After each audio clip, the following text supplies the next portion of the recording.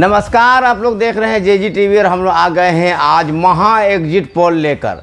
जी हाँ, महा exit poll जो 2024 के लोकसभा चुनाव संपन्न हुए हैं। आज 7 चरणों में ये चुनाव हुआ, एक लंबा सफ़र चला पूरे देश में और एक के बाद दो के बाद 3 कुल 7 चरणों में चुनाव संपन्न कराए गए पूरे देश में। हालांकि यह कहा जा सकता है कि शांतिपूर्ण तरीके से चुनाव संपन्न हुए और अब आ गई है बारी कि आखिर सरकार किसकी बनने जा रही है, किसकी बनेगी सरकार, कौन होंगे अगले प्रधानमंत्री, क्या एनडीए गठबंधन फिर से आ रही है सरकार में, मोदी का मैजिक चला या फिर इंडिया अलायंस ने दिखा दिया है अपना करिश्मा। तो जुड़े रहिए हमारे साथ और पल पल की पूरे देश भर की तमाम सीटों की जानकारी हम देने के लिए आए हैं, कई एक्सपर्ट की राय आपको हम देने के लिए आए हैं। तो जुड़े रहिए हमारे साथ और देखते रहिए जेजी टीवी। सबसे पहले आपसे आग्रह होगा कि हमारे चैनल में अगर यूट्यूब चैनल को आपने सब्सक्राइब नहीं किया तो सब्सक्राइब कीजिए, आइकन घंटी दबाइए, लाइक कीजिए और शेयर कीजिए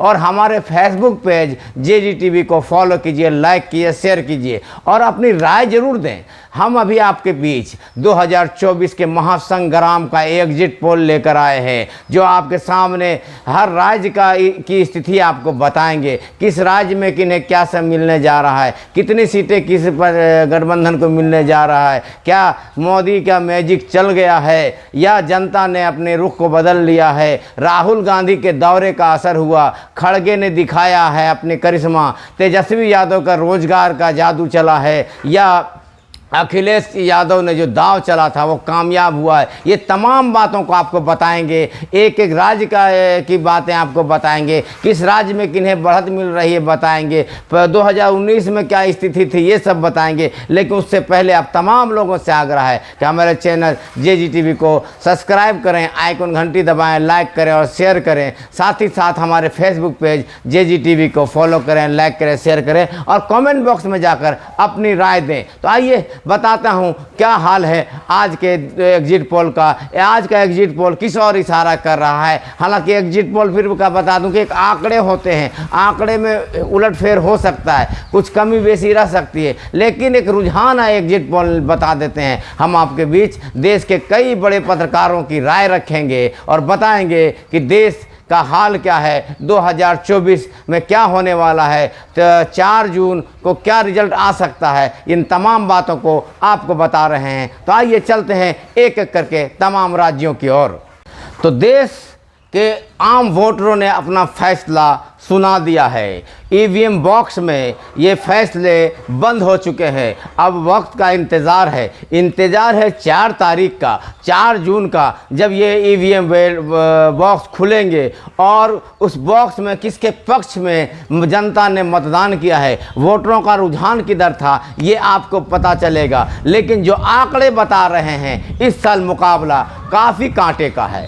जी हाँ, 2014 और 2019 में जो आंकड़े आए थे उससे विपरीत कहूँ या यो भी कह सकते हैं, लेकिन मुकाबला काफ़ी कड़ा है। दो पक्ष हो या विपक्ष हो, संघर्ष हर सीट पर दिखा है, तमाम सीटों पर संघर्ष दिखा है। चूँकि मैं बात करूँ अभी गिरिडीह, पहले अपने जिस झारखंड में रहता हूँ उस राज्य की बात कर लूँ, उससे पहले गिरिडीह सीट की बात करूँ तो गिरिडीह सीट में पिछले बार आयशु के चंद्र प्रकाश चौधरी ने ज़बरदस्त जीत हासिल की थी, लेकिन इस बार जेएमएम ने मथुरा महतो को उतारा था।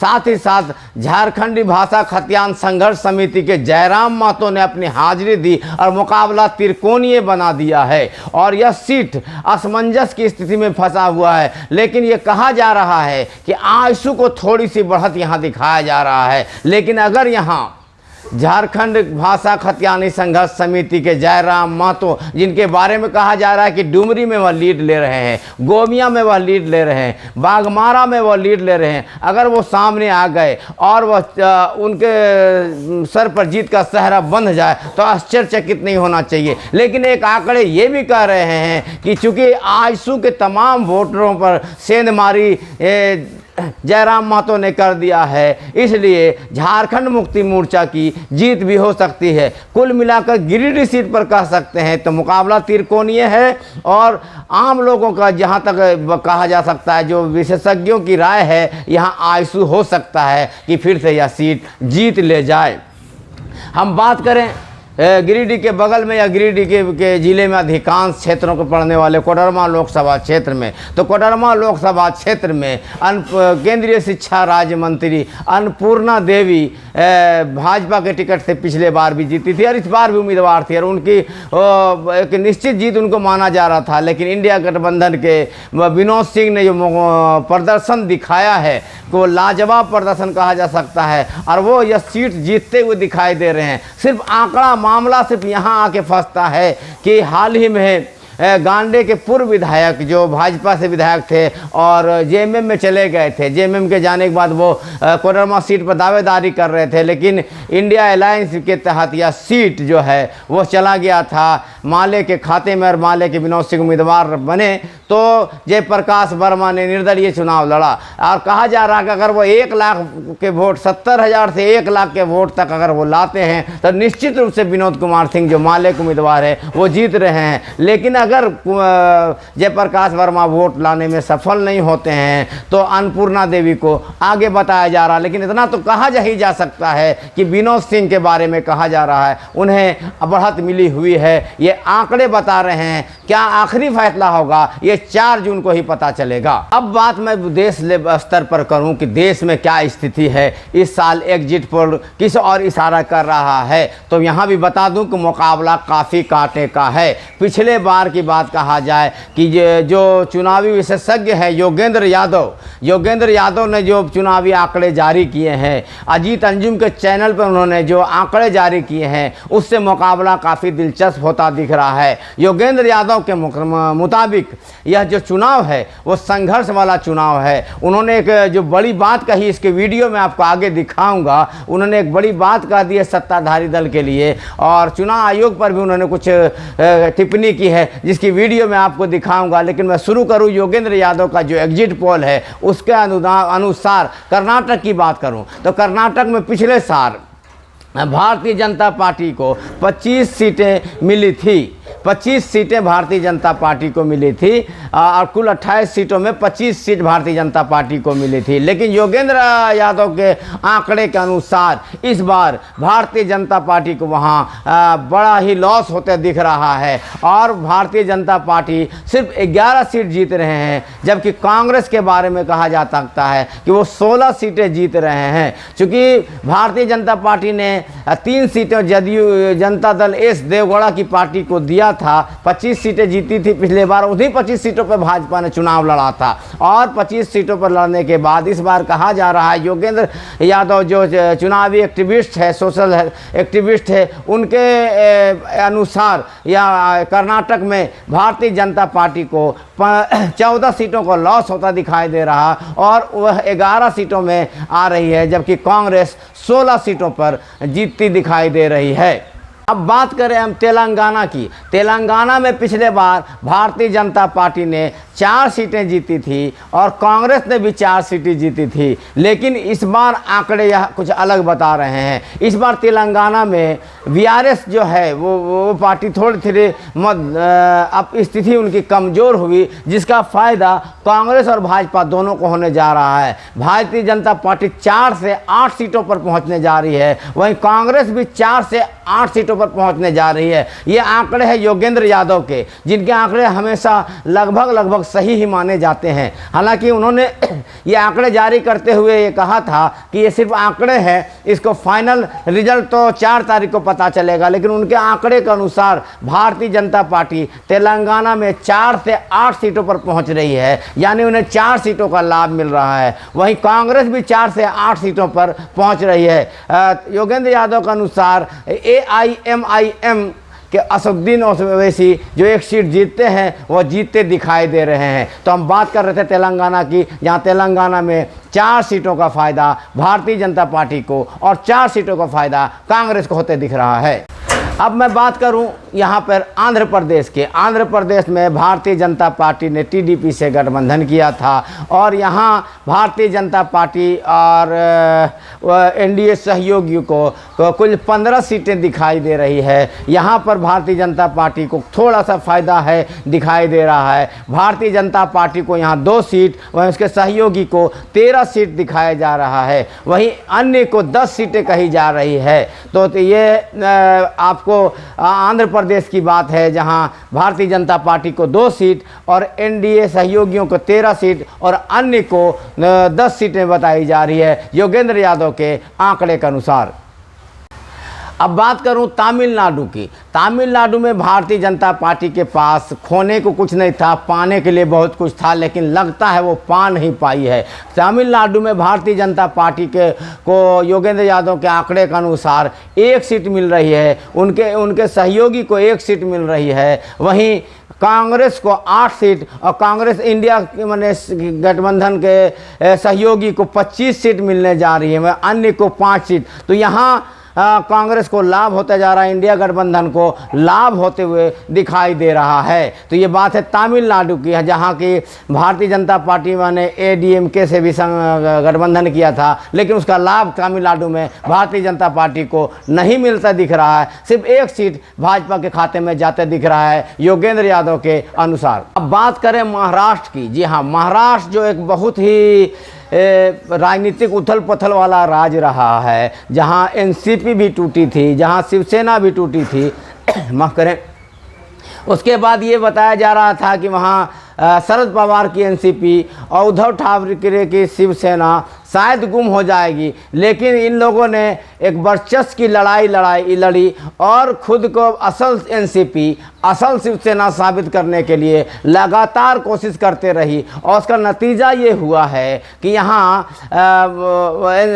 शरद पवार की एनसीपी और उद्धव ठाकरे के शिवसेना ने अपनी बढ़त बनाते हुए कामयाबी हासिल करने को कदम बढ़ा दिया। जो आंकड़े योगेंद्र यादव ने जारी किया है, जो आंकड़े योगेंद्र यादव के अनुसार है, वो यह है कि भाजपा को वहाँ तो ज़्यादा नुकसान तो नहीं हो रहा है, लेकिन उसके सहयोगियों को अच्छी खासी नुकसान होते दिख रहा है। भाजपा को वहाँ 17 सीटें मिलने की उम्मीद है, उनके सहयोगियों को 4 सीटें मिलने की उम्मीद है। वहीं कांग्रेस को 7 सीटें और एनसीपी शिवसेना को 19 सीटें मिलते दिखाई दे रही है, यानी कि 26 सीटें शरद पवार और उद्धव ठाकरे के शिवसेना एनसीपी को, वहीं 7 सीटें कांग्रेस को मिलता दिखाई दे रही है। वहीं भाजपा को 17 सीटें और दूसरे एनसीपी और शिवसेना को 4 सीटें। अब हम बात करते हैं केरल की। तो केरल में कुल 20 सीटें हैं, जिसमें इंडिया गठबंधन के सहयोगियों को 8 सीट और कांग्रेस को 12 सीटों का आकलन बताया जा रहा है योगेंद्र यादव के अनुसार, यानी कि 20 सीटें इंडिया गठबंधन को जाते हुए दिख रहा है। तो यह है आंकड़े केरल के 20 सीटों का। 20 सीटों में भाजपा के पास कुछ हासिल होता नहीं दिख रहा है। वहीं कांग्रेस को 12 सीटें और कांग्रेस के सहयोगियों को 8 सीटें मिलते हुए दिखाई दे रहा है। अब बात करें उड़ीसा को। उड़ीसा में भाजपा को बढ़त मिलता हुआ दिख रहा है। कुल 21 सीटों में भाजपा के पास 14 सीटें जा सकती है, वहीं कांग्रेस के पास 1 या 2 सीटें आ सकती है। वहीं बीजू जनता दल को 6 सीटें आने की उम्मीद योगेंद्र यादव के आंकड़े के अनुसार हो रहा है। तो यहाँ भाजपा को फ़ायदा होते दिख रहा है। करें राजस्थान की, तो राजस्थान में पिछले बार भारतीय जनता पार्टी ने 25 की 25 सीटें जीती थी। इस बार आंकड़े पूरे तरह से विपरीत नहीं है, लेकिन भाजपा के आंकड़े गिरते हुए दिखाई दे रहे हैं। यहाँ भारतीय जनता पार्टी को 8 सीटों का नुकसान होते हुए दिख रहा है और भारतीय जनता पार्टी को 17 सीटें मिलने की उम्मीद है। वहीं से 6 सीटें कांग्रेस को और 2 सीटें उसके सहयोगियों की मिलने की उम्मीद योगेंद्र यादव के आंकड़े के अनुसार बताया जा रहा है। सबसे महत्वपूर्ण राज्यों में से एक राज्य बंगाल। जी हाँ, बंगाल की बात करते हैं, जहाँ भारतीय जनता पार्टी ने पिछले बार 18 सीटें जीती थी। वहीं ममता बनर्जी की तृणमूल कांग्रेस ने 23 सीटें जीती थी।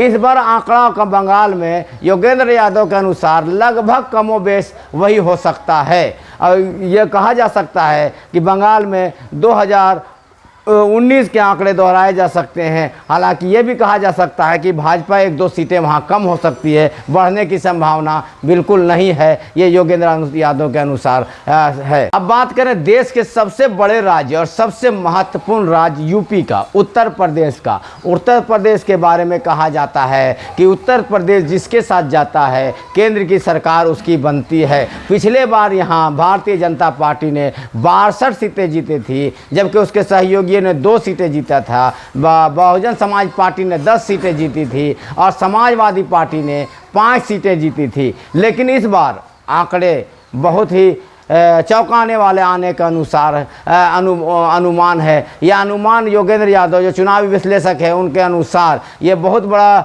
उलटफेर होने की संभावना है। इस बार भारतीय जनता पार्टी को 48 सीटें मिल सकती है, यह योगेंद्र यादव के अनुसार। हालांकि उन्होंने कहा कि अगर 1 से 1.5% वोट जो अंडर करंट भाजपा के खिलाफ चल रहा है वो अगर और कारगर हुआ तो भाजपा 40 तक सिमट सकती है। वहीं इंडिया गठबंधन यानी कि समाजवादी पार्टी को 23 सीटें और कांग्रेस को 5 सीटें मिलने की उम्मीद है। वहीं बीएसपी को 1 सीटें मिल सकती है, ये योगेंद्र यादव के अनुसार है। भारतीय जनता पार्टी का एक मजबूत किला है यूपी में, जहां योगी आदित्यनाथ लगातार दूसरी बार मुख्यमंत्री बने थे। लेकिन इस बार लोकसभा में योगेंद्र यादव के अनुसार थोड़ी सी नाराज़गी वोटरों में है और वहाँ रोजगार, बेरोजगारी और संविधान की बातें लोगों को समझ में आई है। और ये योगेंद्र यादव ने कहा कि जो मुद्दे नरेंद्र मोदी ने उठाए थे उसके पीछे कांग्रेस नहीं पड़ के कांग्रेस और उसके सहयोगी दल अपने मैनिफेस्टो के आंकड़ों को सामने रखते रहे। 5 किलो के जगह 10 किलो चावल,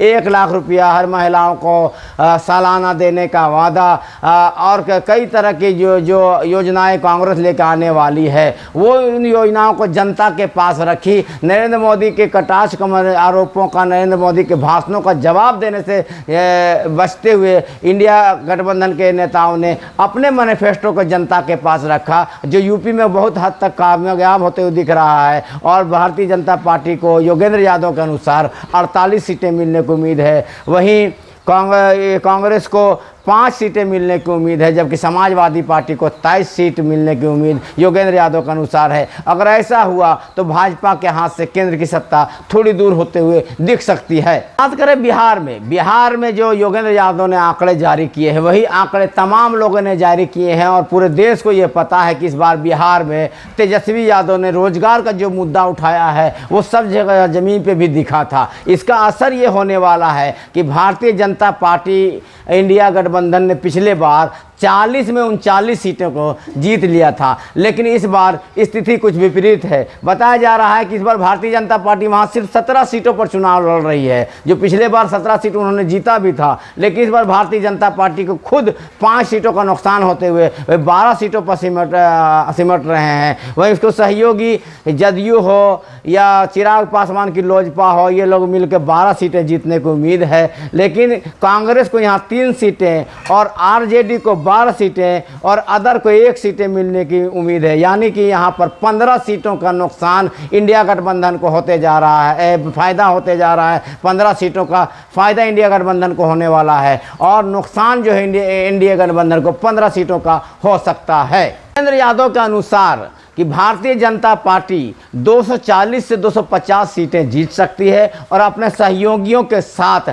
सरकार बना सकती है। लेकिन अगर 1 से 1.5% वोट इधर उधर हुआ तो यह भी आंकड़े फेल हो सकते हैं और एनडीए गठबंधन की सीटें और ही कम हो सकती है। वहीं दूसरे सीनियर पत्रकार अशोक वानखड़े ने जो आंकड़े जारी किए हैं या जो अनुभव लगाए हैं उसके अनुसार भारतीय जनता पार्टी को 225 से 240 सीटें मिलने की उम्मीद है। वहीं इसको सहयोगियों को 20 से 25 सीट बता रहे हैं। यानी कि अशोक वानखड़े के अनुसार इंडिया गठबंधन सत्ता के करीब आती हुई दिख रही है, वहीं एनडीए गठबंधन सत्ता से दूर जाते हुए दिख सकती है। और जो रुझान है यह बताने के लिए काफ़ी है कि पूरे देश में इस बार पक्ष और विपक्ष, सत्ता और विपक्ष के बीच कांटे का संघर्ष हुआ। मुकाबला एक तरफा नहीं था और कुछ हद तक कहा जा सकता है कि अगर इंडिया गठबंधन जो अपने से भारतीय जनता पार्टी योगेंद्र यादव के अनुसार 240 से 250 सीट जीतेगी और अपने सहयोगियों के साथ सरकार बना सकती है, वहीं अशोक वानखडे जो वरिष्ठ पत्रकार है उनके अनुसार इंडिया गठबंधन सरकार बना सकती है। हालांकि एनडीए गठबंधन में भी उम्मीद है कि थोड़े से अगर 19-20 हुआ तो हो सकता है कि एनडीए गठबंधन सरकार बना ले, लेकिन एब्सोल्यूट मेजॉरिटी जिसे कहा जा सकता है, एक पार्टी की सरकार इस बार नहीं बनेगी। ये दावे हैं योगेंद्र यादव के और अशोक वानखडे के। बाकी रिजल्ट तो 4 जून को पता चलेगा। तो जुड़े रहिएगा जेजीटीवी के साथ और जेजीटीवी आपको पल पल की खबरें दिखाएगी, हर एक राउंड की खबरें दिखाएंगी। आप जेजीटीवी के फेसबुक पेज पर जुड़े रहिएगा, यूट्यूब चैनल पर जुड़े रहिएगा और तमाम खबरें देखते रहिएगा। फिलहाल आंकड़े ये हैं कि सरकार हो सकता है कि थोड़ा सा इधर उधर हुआ तो सरकार किसी की भी बन सकती है, मुकाबला एक तरफा नहीं है।